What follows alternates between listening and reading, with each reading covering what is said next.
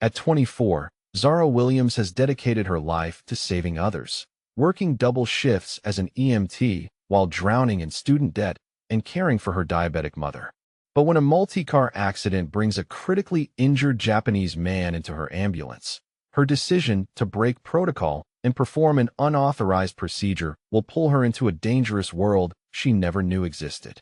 The radio crackled with urgent dispatch codes as Zara Williams adjusted her EMT uniform and checked her medical kit one final time. At 24, she had been running emergency calls for 3 years, each shift a carefully orchestrated dance between life and death that paid barely enough to cover her mounting expenses. Her student loans from pre-med coursework totaled $47,000. Her mother's insulin costs ran $400 monthly even with insurance. And her dream of becoming a trauma surgeon felt more distant with each exhausting shift. Zara possessed the kind of natural beauty that emerged from strength rather than vanity. Her dark skin had a warm undertone that seemed to glow even under harsh fluorescent lighting, and her natural hair was pulled back in a neat protective style that could withstand 12-hour shifts. She was tall, nearly 5 foot nine, with steady hands and alert brown eyes that missed nothing during medical emergencies. Her colleagues respected her clinical judgment and her ability to remain calm when others panicked. But Zara knew respect didn't pay medical school tuition or keep her mother's prescriptions filled. The emergency call came in at 3:47 p.m. on a gray November afternoon. Multi-vehicle accident on the interstate, multiple casualties, all available units dispatched. Zara's partner Marcus drove while she reviewed protocols, her mind already shifting into the focused state that had made her one of the most reliable EMTs in the district. She had learned early in her career that hesitation killed patients, but she had also learned that supervisors valued rule-following over quick thinking. When they arrived at the scene, chaos stretched across 4 lanes of twisted metal and shattered glass. 6 vehicles involved, 3 confirmed casualties, traffic backed up for miles. Zara grabbed her kit and jogged toward the worst of the wreckage, a luxury sedan that had been T-boned by a delivery truck and now sat crumpled against the concrete median barrier. The driver was unconscious, slumped over the steering wheel with blood trickling from a head wound. Male, appeared to be in his late 30s, wearing an expensive charcoal suit that had probably cost more than Zara earned in 2 months. His dark hair was perfectly styled despite the accident, and even unconscious he maintained an aura of controlled authority that seemed incongruent with his current helpless state. Zara began her primary assessment, checking airway, breathing, and circulation. His breathing was shallow and irregular, pupils unequal, clear signs of traumatic brain injury. As she worked, she noticed details that seemed oddly formal for an afternoon traffic accident. His watch was a Patek Philippe, the kind that sold for 6 figures. His hands were manicured but bore small scars along the knuckles, and there was something about his posture, even in unconsciousness, that suggested someone accustomed to command. The patient's vitals were deteriorating rapidly, blood pressure dropping, heart rate becoming irregular, and most concerning, signs of increased intracranial pressure that could lead to brain herniation within minutes. Standard protocol required waiting for advanced life support units to arrive before attempting any invasive procedures, but the nearest ALS unit was 15 minutes out in traffic, and this man didn't have 15 minutes. Zara's supervisor, Captain Rodriguez, appeared beside her checking his clipboard. "This is a load-and-go situation, Williams. Get him packaged for transport and wait for ALS to handle any advanced interventions."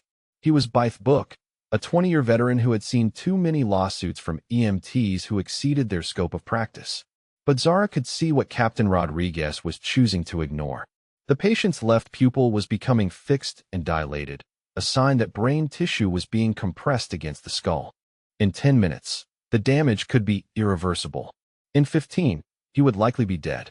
She had studied emergency cranial decompression procedures extensively during her pre-med coursework, had practiced the technique dozens of times in simulation labs, but performing it in the field without ALS authorization was a career-ending protocol violation. She looked at the man's face, noting the strong jawline and sharp features that suggested Japanese heritage. Someone's son, possibly someone's father or husband, definitely someone whose life hung in the balance while bureaucracy counted minutes. Zara had become an EMT because she believed every life had value regardless of circumstances, and she had learned emergency medicine because she refused to watch people die while proper authorities were summoned. Captain Rodriguez was already moving toward another patient, confident that Zara would follow standard protocol and package the patient for transport. Instead, she opened her advanced kit and withdrew the equipment she wasn't supposed to use without authorization. Emergency burr hole decompression kit, sterile drapes, local anesthetic. Her hands moved with practiced precision despite the knowledge that she was about to end her EMT career. The procedure took 8 minutes. Local anesthetic injection, small incision behind the hairline, careful drilling through the skull to relieve pressure on the brain tissue. The patient's vitals stabilized immediately, pupils returning to normal size and reactivity, breathing becoming deeper and more regular. By the time Captain Rodriguez returned, Zara had the patient stabilized and ready for transport, the evidence of her unauthorized procedure hidden beneath sterile dressings. "What did you do, Williams?" Rodriguez asked, noting the dramatic improvement in the patient's condition. "Standard airway management and 4 access, sir," Zara replied, her voice steady despite her racing heart. The patient responded well to basic interventions. Rodriguez studied her face suspiciously but couldn't argue with the results. During transport to the hospital, the patient briefly regained consciousness. His dark eyes opened and immediately found Zara's face with an intensity that made her breath catch. He was fully alert in seconds, assessing his situation with the kind of quick intelligence that suggested someone accustomed to processing information rapidly, even under stress. "You saved my life," he said quietly, his English perfect but carrying a slight accent that confirmed her assumption about his heritage. "Thank you." His voice carried an odd formality, as if gratitude were a serious business requiring proper protocol. "Just doing my job," Zara replied, checking his vitals again. "How are you feeling? Any nausea, vision changes, confusion?" "No confusion," he answered, still studying her face with those penetrating dark eyes. "I understand exactly what happened and what you risked to help me." That level of competence and courage is rare. Something in his tone made Zara glance toward the front of the ambulance, ensuring her partner couldn't overhear. She didn't know why, but instinct told her this conversation was becoming more significant than standard patient care. "I'm Hiroshi," he said simply. "Hiroshi Nakamura. And I don't forget debts." Before Zara could respond, they arrived at the hospital and the moment dissolved into the familiar chaos of emergency room handoffs. She watched the medical team wheel Hiroshi away, his expensive suit now cut away to reveal the full extent of his injuries, but his dark eyes remained alert and focused. Even as hospital staff surrounded him, he maintained that aura of controlled authority that seemed completely at odds with his patient status. 2 hours later, while Zara was completing paperwork in the ambulance bay, Captain Rodriguez approached with the expression she had been dreading. "Williams, we need to talk." Hospital administration received some questions about the patient from the accident, specifically about the cranial decompression procedure that somehow happened before ALS arrival. Zara's stomach dropped, but she kept her expression neutral. "I don't understand, sir. I followed standard protocols for airway management and supportive care." Rodriguez studied her for a long moment. "The neurosurgeon wants to know who performed emergency decompression in the field. Said it was textbook perfect, probably saved the patient from permanent brain damage. Problem is, no one on scene had authorization for that procedure." The weight of her decision settled over Zara like a heavy blanket. She had saved a life, but she had also violated every protocol that kept her employed and legally protected. As Rodriguez continued talking about investigations and potential suspension, she found herself thinking about Hiroshi Nakamura's piercing dark eyes and his oddly formal gratitude. Something told her that their brief encounter had set something in motion that would extend far beyond this moment of professional reckoning. That evening, as Zara sat in her small apartment reviewing her finances and calculating how long she could support her mother without steady EMT income, she remembered Hiroshi's final words. "I don't forget debts." At the time, she had dismissed it as patient gratitude, but now those words carried a weight that made her wonder what kind of man she had actually saved, and what kind of world she might have unknowingly entered by choosing to break protocol for a stranger in an expensive suit. 3 days after the accident, Zara Williams received the call she had been dreading.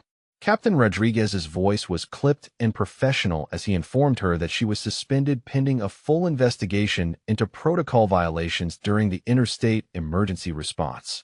The hospital neurosurgeon had been asking very specific questions about the cranial decompression procedure, and the medical board wanted answers that nobody could officially provide. Zara sat in her cramped studio apartment, staring at the suspension notice while mentally calculating how quickly her savings would evaporate.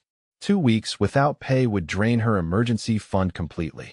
Her mother's next insulin prescription was due in 10 days, and the rent was already 3 days late. She had saved a man's life using skills she had worked years to develop, and her reward was professional exile and financial catastrophe. The irony wasn't lost on her. While she faced unemployment for exceeding her authorized scope of practice, somewhere in the city Hiroshi Nakamura was recovering with full cognitive function instead of permanent brain damage or death. She wondered if he even remembered their brief conversation in the ambulance, or if patient gratitude disappeared as quickly as anesthesia wore off. Unable to sleep and too anxious to focus on anything productive, Zara decided to drive by St. Mary's Hospital where her patient had been admitted. She told herself it was professional concern, but truthfully she was curious about the man whose expensive suit and formal manner had seemed so out of place in her everyday emergency medicine world. The hospital parking garage was nearly empty at 2 in the morning, but Zara noticed an unusual number of black luxury vehicles parked near the main entrance. 3 identical Lexus sedans with tinted windows and license plates she couldn't quite see clearly in the dim lighting. She had worked enough gang-related incidents to recognize when expensive cars appeared in coordinated groups, but these vehicles seemed too pristine and organized for typical street crime. Inside the hospital, Zara used her EMT credentials to access the patient information system before remembering her suspension meant she technically had no business being there. Hiroshi Nakamura, room 847, neurology ward, stable condition. No visitors listed, but that didn't explain the security presence she sensed throughout the building. The elevator ride to the 8th floor gave her time to question her decision. What exactly was she hoping to accomplish by checking on a patient who was clearly receiving excellent medical care? But something about their brief interaction had left her unsettled, a sense that she had stumbled into something larger than a routine traffic accident. Room 847 was at the end of the corridor, and as Zara approached, she noticed 2 men in expensive suits standing casually near the nurse's station. They weren't hospital security or police officers, but they carried themselves with the alert posture of professional bodyguards. When they saw her approaching, their attention sharpened immediately, dark eyes tracking her movement with the kind of focused awareness that made her skin prickle. Zara knocked softly on the hospital room door and entered without waiting for permission, a habit from years of emergency medicine where patient privacy took second priority to urgent care. Hiroshi Nakamura was awake, sitting upright in the hospital bed with the alert posture of someone who had been waiting for something. He was no longer wearing the expensive suit, but even in hospital scrubs he maintained that aura of controlled authority that had been evident during their ambulance ride. His dark eyes found her face immediately, and she saw recognition followed by something that looked almost like relief. "Miss Williams," he said, his voice carrying the same formal tone she remembered. "I was hoping you would come." The fact that he knew her name was startling since she hadn't provided it during patient care, but Zara tried to maintain professional composure. "I wanted to check on your recovery, Mr. Nakamura. How are you feeling?" "Physically, I am healing well thanks to your intervention," Hiroshi replied, studying her with those penetrating dark eyes. "But I understand you are facing consequences for saving my life. That is unacceptable." Something in his tone made Zara's pulse quicken. "Word travels fast in medical circles," she said carefully. "Protocol violations always generate paperwork and investigations. It's just part of the system." Hiroshi's expression hardened almost imperceptibly. "I am familiar with systems that punish competence and courage," he said quietly. "Such systems require adjustment." The way he said adjustment carried implications that made Zara suddenly aware of the men outside his door and the expensive cars in the parking garage. She had worked enough criminal cases to recognize the careful language of someone accustomed to handling problems through unofficial channels.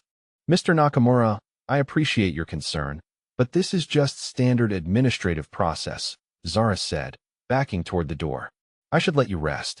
Please wait, Hiroshi said, and something in his voice made her stop. You saved my life when others would have followed rules and watched me die.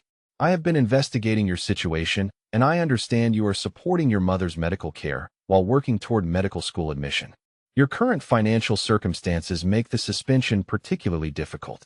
The fact that he knew about her mother and her medical school plans was deeply unsettling. Hospital records didn't include that level of personal information, which meant he had accessed other sources to research her background. Zara felt a chill of fear mixed with curiosity about exactly what kind of resources this man possessed. How do you know about my personal situation? She asked, no longer attempting to maintain polite bedside manner. Who are you really? Hiroshi reached toward the bedside table and withdrew a business card from what appeared to be an expensive leather wallet. The card was simple, elegant black with silver embossed text. Just his name, Hiroshi Nakamura, and a phone number. No business title, no company name, no indication of what kind of work required such expensive simplicity. I am someone who values competence and loyalty above bureaucratic compliance, he said, extending the card toward her. Someone who believes that exceptional people deserve exceptional opportunities rather than punishment for excellence. Zara took the card, noting that the paper stock felt substantial and expensive between her fingers. The lack of identifying information was more intimidating than impressive.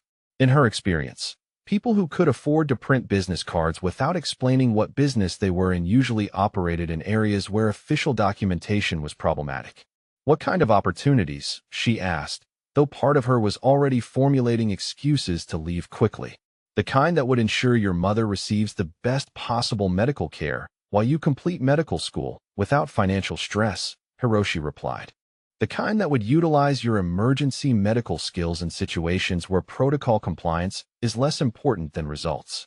Before Zara could respond, one of the men from the corridor appeared in the doorway. He was tall and broad-shouldered with the kind of alertness that suggested military or security training. He spoke to Hiroshi in rapid Japanese, and although Zara couldn't understand the words, the tone was clearly urgent. Hiroshi's expression became completely neutral as he listened. Then he responded with a few brief sentences in the same language. The man nodded and disappeared back into the corridor, but Zara could hear increased activity outside the room. Footsteps and quiet voices suggesting movement and preparation. Is everything all right? Zara asked, though the tension in the room made the answer obvious. There are some business matters that require my attention, Hiroshi said, swinging his legs over the side of the hospital bed with the careful movements of someone testing recently repaired injuries. Miss Williams, I hope you will consider calling the number on that card. I believe we could be mutually beneficial to each other.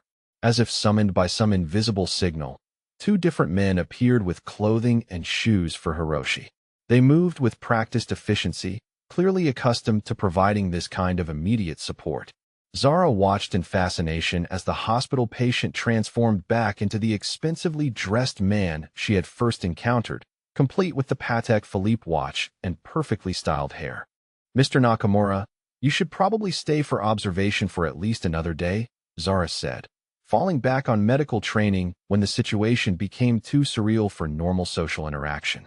My personal physician will handle follow-up care, Hiroshi replied, adjusting his suit jacket with the precision of someone accustomed to formal presentation. Thank you again for saving my life. I do not forget debts, and I do not ignore excellence when I encounter it. He moved toward the door with only slight stiffness suggesting recent injury, then paused and looked back at her. Miss Williams, you may see some news reports over the next few days about violence in the city. I want you to know that such reports sometimes contain incomplete information about who is responsible for what actions. Before Zara could ask what he meant, Hiroshi and his security detail were gone, leaving her alone in the hospital room with an expensive business card and a growing certainty that she had saved more than just an injured accident victim. The next morning, while Zara sat in her kitchen trying to stretch her coffee supply and avoid checking her bank balance, the local news was dominated by reports of what police were calling gang violence in the warehouse district. 3 buildings had burned overnight, and authorities were investigating connections to organized crime activity. The news anchor mentioned possible Yakuza involvement, a term Zara had always associated with movies rather than her city's actual criminal landscape. But as she studied the business card lying on her kitchen table, she began to understand that her encounter with Hiroshi Nakamura had been far more significant than a routine emergency medical call. She had saved the life of someone connected to a world where business cards carried no titles because the business was too dangerous for official documentation, where hospital visits required security details, and where debts were apparently paid through opportunities that existed outside normal employment channels. Zara's phone rang, interrupting her increasingly anxious thoughts. The caller ID showed her mother's number, and her heart immediately shifted from worry about mysterious Yakuza connections to the more immediate concern of her mother's diabetes management during her suspension from work. "Baby girl," her mother's voice was tired but warm. "I just wanted to check how you're holding up with this work situation. I know you're worried about my prescriptions, but don't you go doing anything dangerous just to pay for my medicine." The irony of the timing was not lost on Zara as she looked at the black business card with its unmarked number. "I'm figuring things out, Mom," she said, hoping her voice sounded more confident than she felt. "Don't worry about the prescriptions. I'll make sure you have everything you need." After ending the call, Zara sat in her quiet apartment weighing the card in her hand and considering what kind of opportunities might await someone willing to provide emergency medical services to people who operated outside normal bureaucratic systems. She thought about Hiroshi's formal gratitude, his expensive simplicity, and his promise that he didn't forget debts. Outside her window, the city continued its normal rhythm of traffic and commerce. But Zara was beginning to understand that beneath that ordinary surface existed a parallel world where different rules applied, and where her medical skills might be valued more highly than any hospital administration had ever suggested. The business card felt heavier than its actual weight as she realized she was holding a doorway into something that would either solve her immediate problems or create entirely new kinds of danger. The call came 3 days after Zara's hospital visit, while she sat in her apartment calculating how many meals she could skip to make her savings last another week. The number on her phone matched the business card that had been sitting on her kitchen table like an unexploded bomb since her encounter with Hiroshi Nakamura. "Miss Williams," his voice was immediately recognizable with its formal precision and slight accent. "I hope I am not calling at an inconvenient time." "Mr. Nakamura," Zara replied, surprised by how quickly her heart rate increased at hearing his voice. "I wasn't sure you would actually call." "I told you I do not forget debts," Hiroshi said. "I have been monitoring your situation, and I understand the hospital administration has extended your suspension pending a formal review board hearing. I also understand your mother's prescription costs are due within the next few days." The fact that he knew about her mother's medication schedule was deeply unsettling, but Zara was too tired from worry and too desperate about her financial situation to focus entirely on privacy concerns. "That information isn't exactly public record," she said carefully. "I have access to information that helps me protect people I care about," Hiroshi replied. "Miss Williams, I would like to meet with you to discuss a proposition that could resolve your immediate difficulties while providing you with opportunities for your future medical career." Something in his tone suggested this wasn't a casual job offer, but Zara's bank account held exactly $847, and her mother needed insulin that cost $400. Whatever Hiroshi Nakamura's mysterious proposition involved, it had to be better than watching her mother's blood sugar levels become dangerous while she waited for a disciplinary hearing that might result in permanent termination. "What kind of proposition?" she asked. "The kind that requires a private conversation in a secure location," Hiroshi said. "If you are willing to meet with me tonight, I will send a car to your apartment at 8 o'clock. The driver will bring you to a restaurant where we can speak freely." Zara's emergency medical training had taught her to recognize dangerous situations, and accepting rides from mysterious men with Yakuza connections definitely qualified as dangerous. But her practical experience had also taught her that sometimes calculated risks were necessary for survival, and her current situation was rapidly approaching a crisis point that required decisive action. "I'll be ready at 8, she said, surprised by her own words. "Thank you for trusting me, Miss Williams. I will ensure your safety tonight and always, if you choose to accept what I am offering." The line went dead, leaving Zara staring at her phone and wondering what she had just agreed to. She spent the next 4 hours researching everything she could find about the Nakamura name and Japanese organized crime, and what she discovered made her question her decision, while simultaneously explaining why Hiroshi's business card contained no identifying information. The Nakamura clan was one of the oldest Yakuza families in Japan, with operations that had expanded internationally over the past 2 decades. They controlled legitimate businesses including shipping, real estate, and financial services, but news reports suggested their income sources extended far beyond legal enterprises. Most concerning was a series of articles about territorial disputes between Yakuza families that had resulted in violence, including the warehouse fires she had seen on the news. At exactly 8 o'clock, a black Mercedes sedan arrived outside her apartment building. The driver was a middle-aged Japanese man in an expensive suit who greeted her with formal politeness and held the door with the practiced efficiency of someone accustomed to providing executive transportation. The interior of the car was pristine leather and polished wood, with privacy glass separating the passenger compartment from the driver's seat. During the 20-minute drive through the city, Zara tried to calm her nerves by reviewing what she knew about Hiroshi Nakamura. He was clearly wealthy, obviously connected to organized crime, and apparently grateful enough for her medical intervention to go to significant trouble investigating her personal circumstances. Whether that gratitude translated into genuine help or something more dangerous remained to be seen. The restaurant was in an upscale district she rarely visited, the kind of place where dinner cost more than her weekly grocery budget. From the outside, Kiku appeared to be a traditional Japanese establishment with understated elegance and no visible prices on the menu displayed near the entrance. The hostess greeted their arrival with the kind of deference that suggested either the Nakamura name commanded significant respect or Hiroshi was a very generous regular customer. Hiroshi was waiting in a private dining room that overlooked the city through floor-to-ceiling windows. He stood when she entered, wearing another impeccably tailored suit that emphasized his controlled posture and sharp features. In the soft lighting of the restaurant, he looked exactly like what he was, a powerful man accustomed to getting what he wanted through a combination of authority and resources. "Miss Williams, thank you for coming," he said, gesturing toward a chair across from a low table set for two. "Please, sit, and let me explain why I asked you here tonight." The private dining room was decorated with traditional Japanese artwork and furniture, but Zara noticed modern security features, including cameras and what appeared to be signal jamming equipment. Whatever conversation they were about to have was clearly intended to remain completely private. "Mr. Nakamura, before we begin, I need to understand exactly who you are and what kind of business you're involved in," Zara said, remaining standing near the door. "I've done some research, and I think I know what family name you carry." Hiroshi's expression became completely neutral, the kind of blank mask that suggested years of practice concealing thoughts and reactions. "You are correct that my family has traditional business interests in Japan and internationally," he said carefully. "We operate in areas where official documentation and government oversight can be complicated." "That's a diplomatic way of saying organized crime," Zara replied. "I need to know exactly what I'm walking into before this conversation goes any further."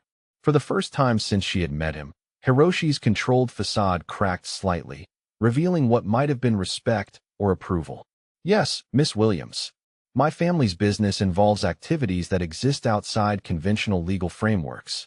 We provide protection, resolve disputes, and manage markets that official authorities cannot effectively regulate." He moved away from the table, his hands clasped behind his back as he looked out at the city lights. "However, our operations also include legitimate enterprises that generate substantial legal income. Real estate development, import-export businesses, financial services. The line between legal and illegal in international business is often more blurred than most people realize." Zara felt a chill of fear mixed with unexpected fascination. She had spent her entire career following rules and protocols, but here was someone who operated entirely outside those systems, while apparently maintaining the kind of wealth and influence that rules were designed to protect. "Why are you telling me this?" she asked. "What does any of this have to do with me?"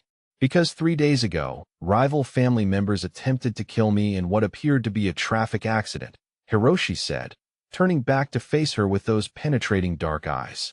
Because you saved my life when their plan should have succeeded. And because they now consider you a potential threat who needs to be eliminated. The words hit Zara like cold water. What do you mean eliminated? I mean that by helping me, you have made yourself a target for people who view witnesses and allies as equally dangerous, Hiroshi said. The Yoshida family has been monitoring hospital records and emergency services reports. They know who provided medical care that prevented my death, and they consider that interference in their business operations. Zara's legs felt suddenly weak, and she sank into the chair without conscious decision. Are you telling me that people want to kill me because I did my job as an EMT? I am telling you that your exceptional skills and moral courage have placed you in danger from people who do not value life the way you do, Hiroshi replied. But I am also telling you that I can provide complete protection and substantial compensation in exchange for your medical expertise. He returned to the table and sat across from her, his expression becoming businesslike despite the surreal nature of their conversation. Miss Williams, I am prepared to offer you a formal position as private medical consultant to my organization. The compensation would be $150,000 annually, paid in monthly installments. Your medical school tuition would be fully funded, including all associated costs. Your mother's medical care would be completely covered, including medications, equipment, and any specialist she requires.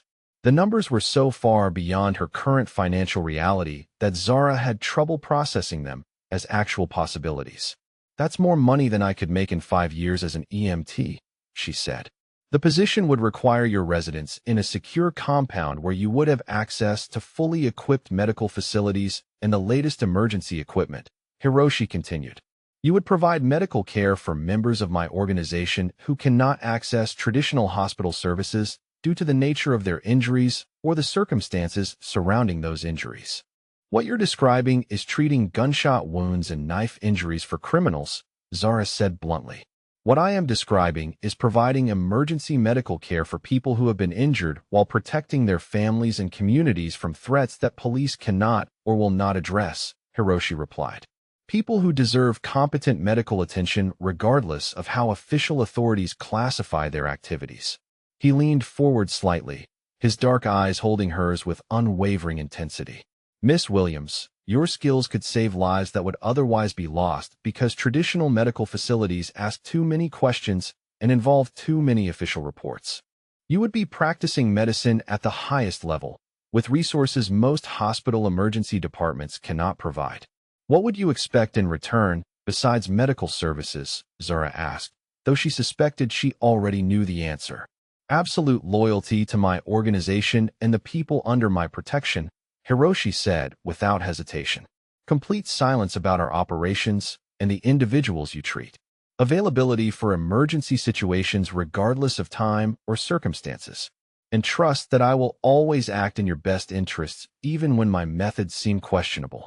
And if I refuse or betray that trust, Zara said, then you would discover why my family has maintained power for over a century, Hiroshi replied, his voice becoming cold enough to make her shiver. But I do not believe you are someone who betrays people who have protected and provided for you. The weight of the decision settled over Zara like a heavy blanket. She was being offered everything she needed to save her mother's life and achieve her medical career goals. But the price was entering a world where healing and violence existed side by side, where loyalty was enforced through fear, and where her moral principles would be tested in ways she couldn't imagine. What about my EMT career? She asked. What about working in legitimate medicine? Your EMT certification will be permanently revoked after the disciplinary hearing, Hiroshi said gently. The hospital administration cannot allow precedents of field personnel exceeding their authorized scope of practice, regardless of the positive outcomes. Your legitimate medical career ended the moment you chose to save my life. The truth of his words was devastating because she had already reached the same conclusion herself. No hospital would hire an EMT who had been terminated for protocol violations, and medical school admission committees would question her judgment and reliability. How long do I have to decide? She asked. Tonight, Hiroshi said. The Yoshida family is planning to move against you within the next 48 hours. Either you accept my protection and join my organization, or I will arrange for you to disappear safely to a location where they cannot find you. But remaining in your current situation is no longer an option. Zara looked out at the city lights, thinking about her mother's insulin prescription and her dreams of becoming a trauma surgeon. She thought about the students' loans that would follow her regardless of where she disappeared to, and the reality that her medical career was probably over before it had truly begun. Then she thought about Hiroshi's formal gratitude in the ambulance, his expensive business card with no identifying information, and his promise that he valued competence and loyalty above bureaucratic compliance. She thought about spending the rest of her life wondering what kind of opportunities she had walked away from, and what kind of lives she might save with resources that existed outside official medical systems. "I accept your offer, Mr. Nakamura," she said, surprised by how calm her voice sounded. "When do I start?" Hiroshi's controlled expression relaxed into what might have been relief, though his businesslike demeanor remained intact. "Tonight," he said. "Your apartment is no longer safe, and the Yoshida family has been monitoring your movements. My security team will collect your belongings and relocate your mother to a private medical facility where she will receive the best possible care." As if summoned by invisible signal, the restaurant door opened, and two men entered who clearly functioned as Hiroshi's security detail. They moved with the kind of silent efficiency that suggested military training and extensive experience protecting important people. "Miss Williams," Hiroshi said, standing and extending his hand toward her, "welcome to the Nakamura family. I promise you will never regret choosing to trust us with your future." As Zara shook his hand, feeling the controlled strength of his grip and the weight of his formal commitment, she realized that her life as she had known it was ending. But she also realized that her new life might offer opportunities to use her medical skills in ways she had never imagined, protecting people who operated outside the systems she had always trusted. The thought was terrifying and exhilarating in equal measure. The Nakamura compound occupied 15 acres in the hills outside the city, surrounded by high walls and electronic security that made Zara's former apartment seem laughably vulnerable. Her new residence was a guest house that would have qualified as luxurious by any standard she had previously known, complete with fully equipped medical facilities that surpassed most hospital emergency departments in both technology and pharmaceutical supplies. During her first week, Zara discovered that Hiroshi's organization operated with the kind of structured efficiency that made her EMT training seem casual by comparison. Every member had specific roles and responsibilities. Every operation followed carefully planned protocols, and every decision flowed through a hierarchy that ultimately led to Hiroshi's quiet authority. Her medical duties began gradually with routine care for minor injuries sustained during what Hiroshi diplomatically referred to as business operations. A dislocated shoulder from a construction accident at a legitimate building project. Stitches for a knife wound acquired during a territorial dispute with another organization. Treatment for exhaustion and dehydration after a security detail worked consecutive shifts protecting a shipment of unspecified cargo. What surprised Zara was the respect and gratitude shown by every person she treated. These were not the violent criminals she had expected, but rather disciplined professionals who understood that her medical skills were keeping them healthy enough to protect their families and communities. Many spoke limited English, but their formal bows and careful thanks needed no translation. Hiroshi visited her medical facility each evening to review the day's cases and ensure she had everything needed for proper patient care. These conversations gradually evolved from professional consultations into something approaching friendship, though Zara remained acutely aware of the power differential between them. "You seem surprised by how organized our operations are," Hiroshi observed one evening as they reviewed inventory for the medical facility. "What did you expect to find here?" "Honestly, I thought it would be more like what I see in movies," Zara replied, checking off medications on her supply list. "Chaos, violence, people who didn't follow any rules except brutality. Hollywood prefers dramatic simplicity to accurate complexity," Hiroshi said, a slight smile softening his usually controlled expression. "Our survival depends on discipline, planning, and maintaining respect from both allies and enemies.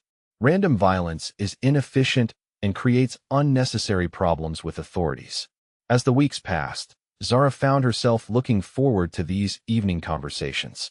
Hiroshi possessed an intelligence that extended far beyond business operations, with knowledge of art, literature, and medicine that made their discussions intellectually stimulating in ways her previous social circle had never provided. She also began to notice details about him that contradicted her initial impressions of cold criminal authority. He remembered the names and medical histories of every organization member she treated, often asking about their recovery progress and family situations. He personally ensured that her mother's medical care exceeded anything available through conventional insurance, including experimental treatments and specialist consultations that would have been financially impossible otherwise. Most surprisingly, Hiroshi demonstrated unexpected domesticity during quiet moments at the compound. She discovered him in the kitchen one morning at dawn, carefully preparing traditional Japanese breakfast with the same precision he applied to business operations. When she commented on his cooking skills, he explained that his grandmother had insisted all family members learn to care for themselves despite their eventual wealth and status. My grandmother believed that men who could not cook or clean became dependent on others in ways that created weakness, he said, expertly handling chopsticks while explaining the preparation of miso soup. She said leaders who understood basic survival skills made better decisions about complex problems.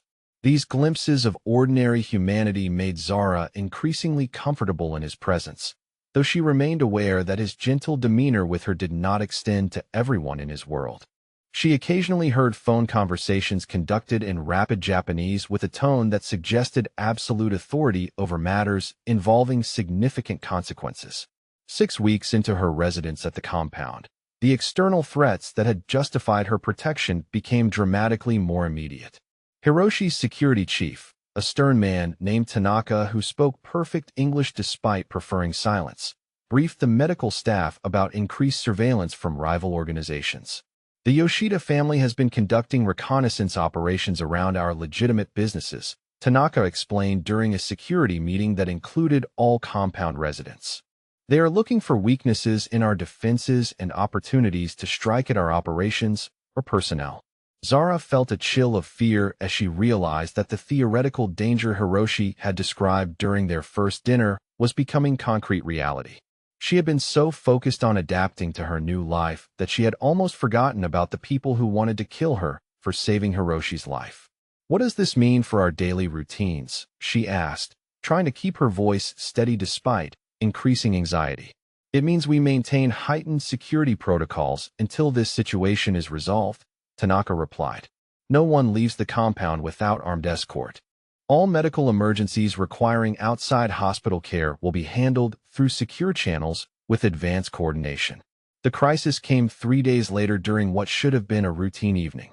Zara was reviewing patient files in her medical facility when alarms began sounding throughout the compound, followed immediately by the distinctive sound of automatic weapons fire. Training from her EMT career kicked in automatically as she began preparing for mass casualty treatment, laying out trauma supplies, and ensuring oxygen equipment was ready for immediate use. Hiroshi appeared in her medical facility within minutes, blood on his expensive suit and a grimness in his expression that made her stomach clench with fear. "We have multiple wounded incoming," he said, his voice clipped with urgency. "Yoshida family attempted assault on our main building. My security team repelled them, but we have 3 serious injuries requiring immediate attention." Zara's hands moved automatically to prepare for equipment and trauma medications as the first injured man was carried into her facility. Gunshot wound to the abdomen, conscious but losing blood rapidly. She began treatment immediately, starting for access while assessing for internal injuries and organizing surgical intervention. The second patient arrived with a knife wound that had penetrated between ribs and potentially punctured lung tissue. Conscious and alert, but showing signs of respiratory distress that indicated internal bleeding. Zara established chest tube drainage while maintaining airway support and monitoring vital signs. The third injury was the most serious, gunshot wound to the chest with obvious signs of massive internal hemorrhaging. The patient was unconscious, blood pressure dropping rapidly, and clearly requiring immediate surgical intervention that exceeded her emergency medical training. "I need a surgeon," Zara said, looking up at Hiroshi while continuing to maintain pressure on the chest wound. "This injury requires thoracic surgery within the next few minutes, or he's going to die. Our surgical consultant is 40 minutes away," Hiroshi replied, his dark eyes holding hers with absolute confidence. You have the knowledge and equipment to save him. Trust your training and do what needs to be done. The weight of the moment settled over Zara like a familiar blanket. Once again, she was being asked to exceed her official qualifications to save a life that would otherwise be lost while proper authorities were summoned. But this time, the stakes included not just professional consequences, but the life of someone who had risked himself protecting her and the organization that had given her purpose. I'll need assistance, she said, her voice steady despite the magnitude of what she was about to attempt. Tell me what you need me to do, Hiroshi replied, already moving to scrub his hands at the surgical sink. For the next hour, Zara performed emergency thoracic surgery with Hiroshi functioning as her surgical assistant. Her hands moved with confidence born from extensive study and simulation training. Wallace followed her instructions with the same precision he applied to all complex operations. Together, they repaired damaged blood vessels, removed bullet fragments, and stabilized injuries that would have been fatal without immediate intervention. When the patient's vital signs stabilized and the immediate crisis passed, Zara looked up to find Hiroshi watching her with an expression that combined respect, admiration, and something deeper that made her pulse quicken. You saved his life, he said quietly. Against impossible odds, with equipment you had never used in actual surgery, you saved someone my family considers irreplaceable. The adrenaline was beginning to fade, leaving Zara shaky from the intensity of the experience and the realization of what she had just accomplished. I couldn't have done it without your help, she said. You followed instructions like someone with surgical training. My grandmother also insisted that family members understand basic medical care, Hiroshi replied, beginning to clean blood from his hands with the same methodical attention he gave to all tasks. She said leaders who could not help save lives had no business making decisions about taking them. As they worked together to stabilize their patients and clean the medical facility, Zara found herself thinking about how naturally they had functioned as a team during the crisis. Hiroshi's steady hands and calm demeanor had been exactly what she needed to focus on complex surgery under impossible conditions. What happened to the Yoshida family members who attacked us? She asked as they completed patient monitoring rounds. They discovered that assaulting our home was a serious miscalculation, Hiroshi replied, his voice carrying the cold tone she had learned to associate with business matters involving violence. 3 are dead. 2 escaped, but will require significant medical care that will be difficult to obtain without official documentation. The reality of what had just occurred hit Zara with delayed impact. People had tried to kill her, and everyone she was beginning to care about. The violence was no longer theoretical but immediate and personal, with consequences that included blood on her medical equipment and injured friends requiring surgery. How many more times will this happen? She asked, suddenly feeling exhausted from the combination of adrenaline crash and realization that this was her new reality. Until the Yoshida family understands that targeting my organization carries consequences they cannot accept, Hiroshi said. But tonight they learned that our defenses are stronger than they anticipated, and our medical capabilities ensure that their attacks only make us more determined. He moved closer to her, his presence both comforting and overwhelming in the quiet medical facility. Miss Williams, Zara, what you did tonight saved lives that matter deeply to people who now consider you family.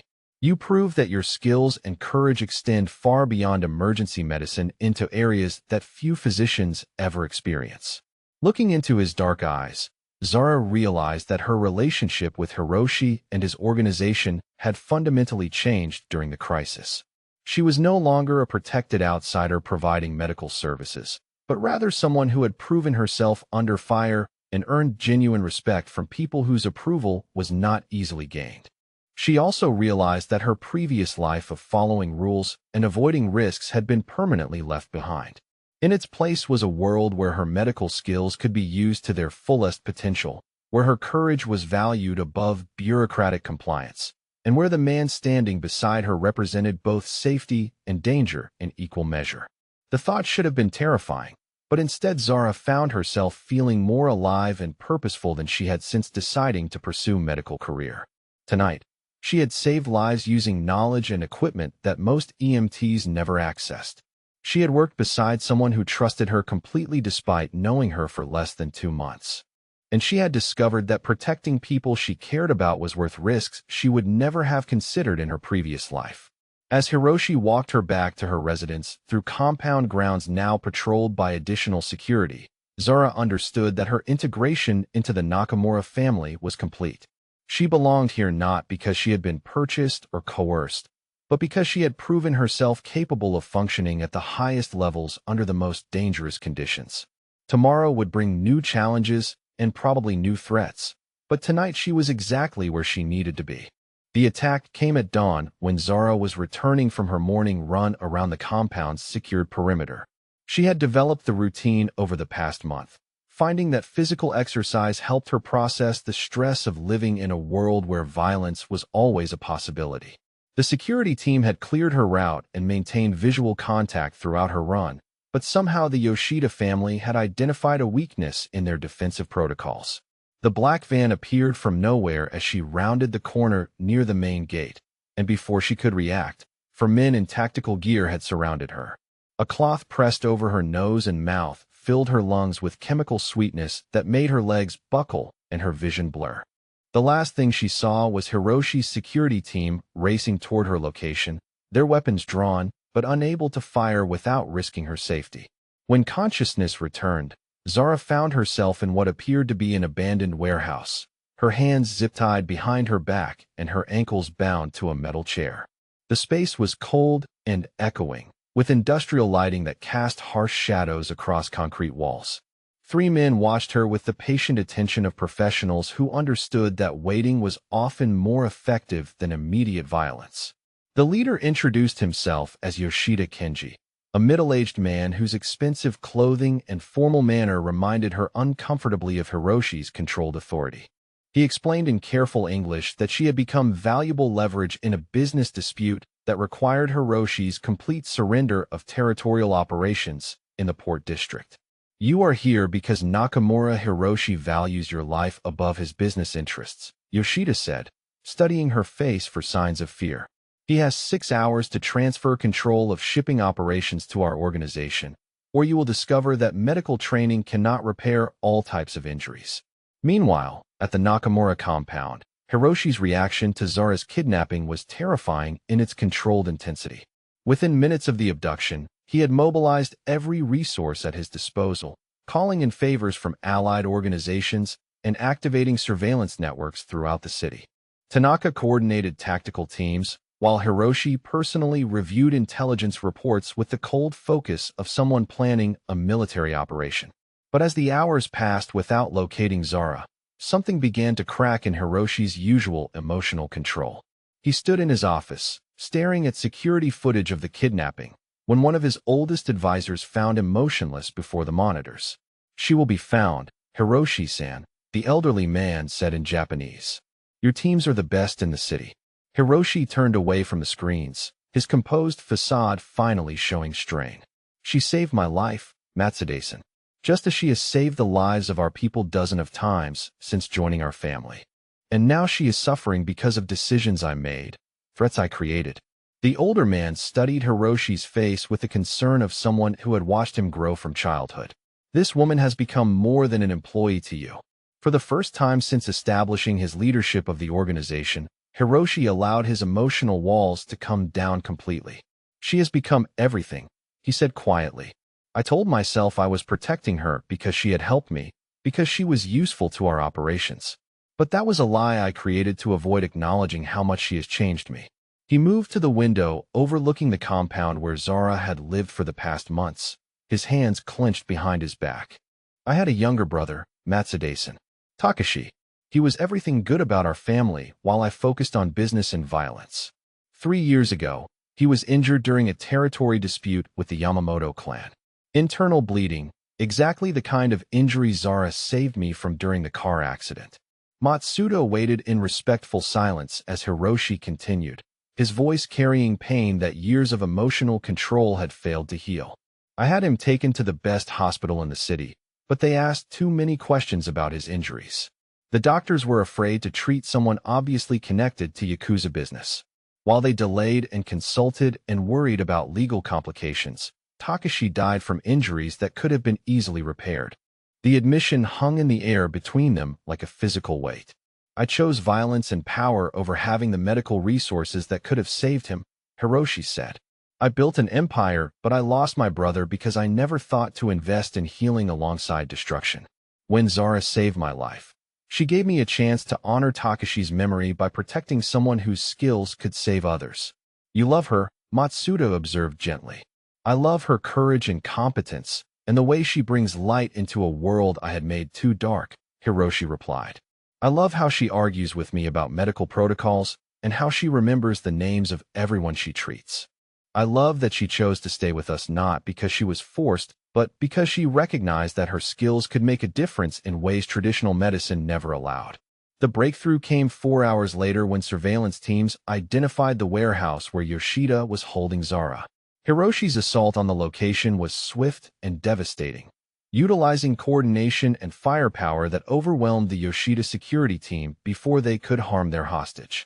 When smoke cleared and silence returned to the warehouse district, every member of the kidnapping team was dead, and Yoshida Kenji would never again pose a threat to Nakamura operations. Hiroshi found Zara still tied to the chair, conscious but shaking from hours of fear and the knowledge that her life had hung in the balance of territorial politics she barely understood. When he cut her restraints and gathered her into his arms, she felt the trembling in his hands that revealed how terrified he had been of losing her. You came for me, she whispered against his chest, breathing in the familiar scent of his expensive cologne mixed with gunpowder and adrenaline. I will always come for you, Hiroshi said, his voice rough with emotion he no longer tried to control. You are mine, Zara, not as property or employee, but as someone whose life has become essential to my own survival. She pulled back to look into his dark eyes, seeing vulnerability and genuine fear that transformed him from intimidating Yakuza leader into someone who needed her as much as she needed his protection.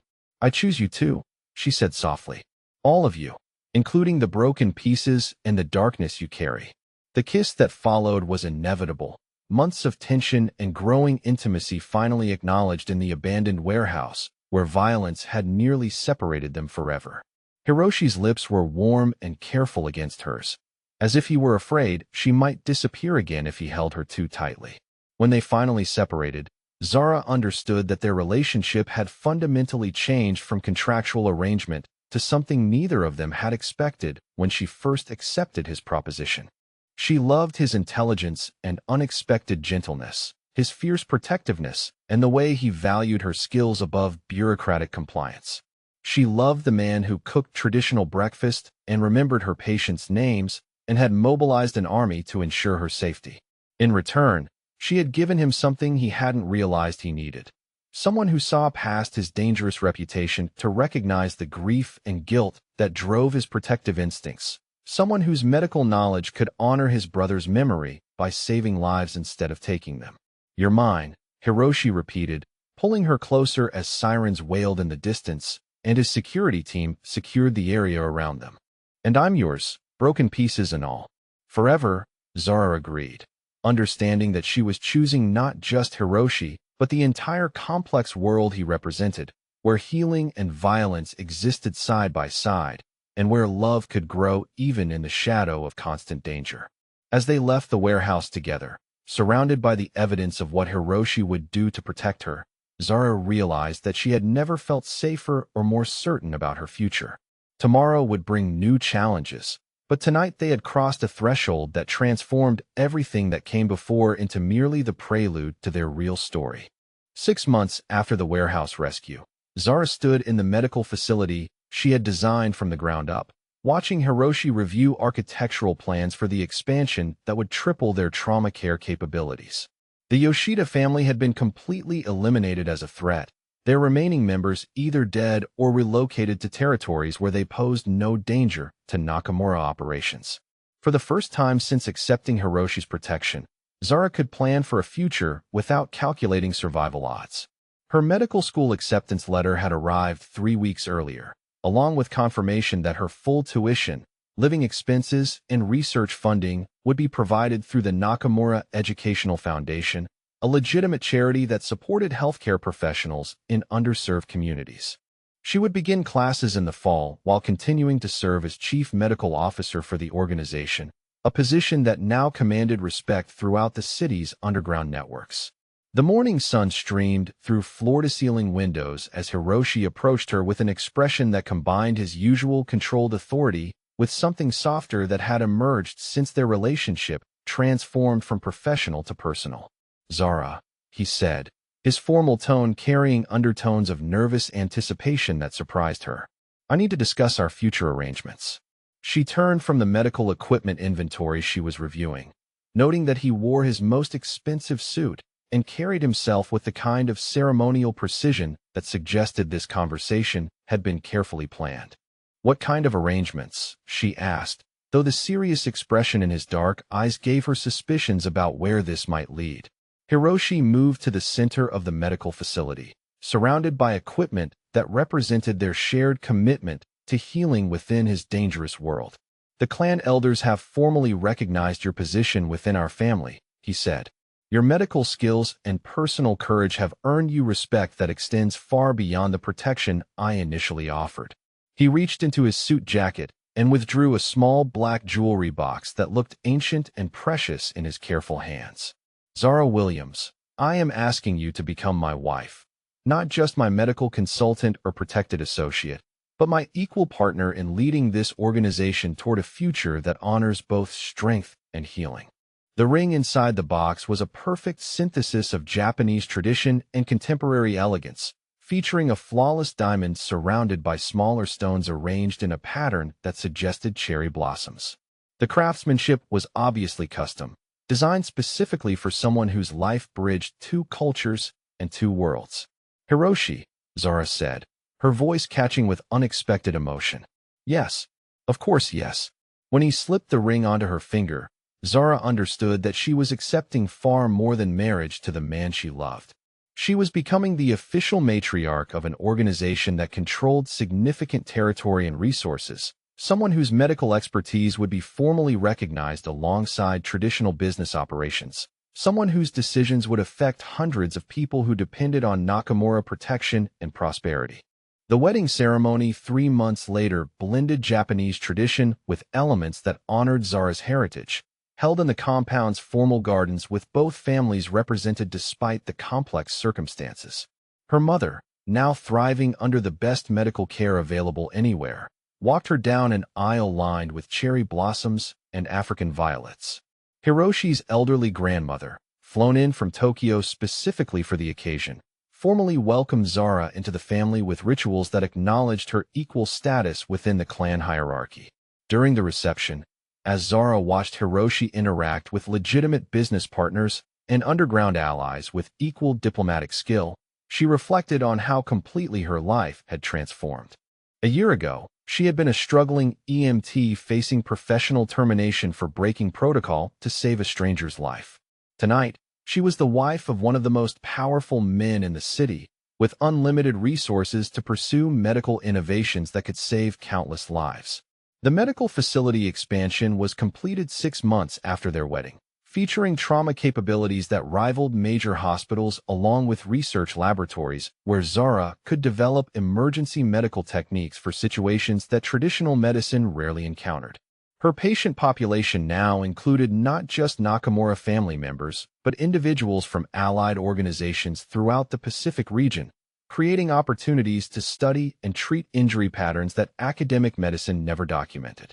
More importantly, the facility operated under protocols that prioritized patient care over bureaucratic compliance, allowing Zara to practice medicine at the highest level without the legal constraints that had ended her EMT career. When someone arrived bleeding from a business dispute or injured during territorial enforcement, her only concern was healing their injuries efficiently and completely. The morning sun illuminated her office as Zara completed patient rounds and reviewed research data from her latest publication on emergency trauma care in austere environments. Her work was gaining recognition in legitimate medical journals, though the reviewers never suspected that her innovative techniques had been developed while treating Yakuza soldiers rather than military personnel. Hiroshi appeared in her doorway, as he did every morning, bringing coffee prepared exactly to her preferences and carrying reports that required her input on organizational medical policies. His presence had become the anchor point around which her entire life revolved, someone whose intelligence and unexpected gentleness balanced the darkness of his professional responsibilities. "How are our patients this morning?" he asked, settling into the chair beside her desk with the comfortable intimacy of someone who belonged completely in her professional space. "Everyone is healing well," Zara replied, reviewing charts that documented her success rate in treating injuries that would have been fatal without immediate expert intervention. "The new equipment is allowing me to save lives that would have been lost even 6 months ago." Hiroshi studied her face with the attention he gave to all matters of significant importance. "And how is my wife adjusting to her new research responsibilities alongside patient care?" "Your wife is discovering that having unlimited resources for medical innovation is exactly as wonderful as it sounds," Zara said, leaning over to kiss him with the casual affection of someone whose happiness had become completely secure. "Thank you for building a world where I can use my skills without bureaucratic limitations." As they reviewed the day's medical schedule together, Zara thought about the impossible journey that had brought them to this moment. She had broken protocol to save a stranger and lost her official medical career as a consequence. But that act of moral courage had led her to opportunities and love beyond anything she could have imagined while struggling to pay for her mother's insulin and dreaming of medical school admission. She had walked into that ambulance as a struggling EMT whose skills were constrained by regulations and limited resources. Today, she sat in her own research facility as the wife of a man who valued her expertise above all other considerations, someone whose medical innovations were saving lives throughout an organization that protected thousands of people operating outside conventional legal systems. Her reflection was interrupted by the arrival of their first patient of the day, a young man injured during a shipping dispute who needed immediate surgical attention. As Zara prepared for surgery with equipment that exceeded most hospital standards, assisted by staff who followed her medical protocols without question, she realized that her life had achieved a perfect synthesis of everything she had ever wanted. Outside her facility, Hiroshi coordinated business operations that maintained their prosperity and security. Inside her facility, Zara practiced medicine at the highest possible level while researching techniques that pushed the boundaries of emergency trauma care. Together, they had created a world where healing and strength existed in perfect balance, where love had grown from mutual respect into something powerful enough to withstand any external threat. The thought was deeply satisfying as Zara began surgery on someone whose life depended entirely on her willingness to exceed conventional limitations, just as her own life had been transformed by choosing courage over compliance when a stranger in an expensive suit had needed someone willing to break protocol to save his life.